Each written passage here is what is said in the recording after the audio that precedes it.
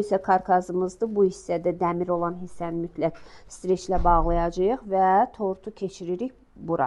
Bəzən sual verirsiniz ki, tortu niyə dondururuq? Bu cür işlərdə biz tortu dondurmalıyıq ki, biz tortu yuyunub, ondan sonra yenidən öz yuyunduğumuz belə deyim, ovuntusu ilə forma verəcəyik.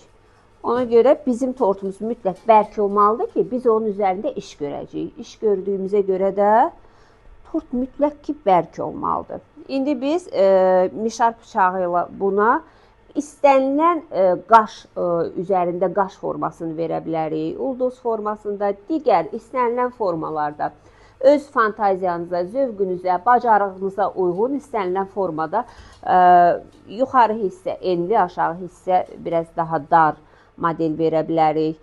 Cürbəcür üzük modellərinə baxıb öz fantaziyanızı işə sala bilərsiniz. Əsas odur ki, yığımı biləsiniz. Yığımı biləndən sonra o artıq bəzəklər, gözəllikləri özünüz öz ideyanıza görə hazırlaya bilərsiniz.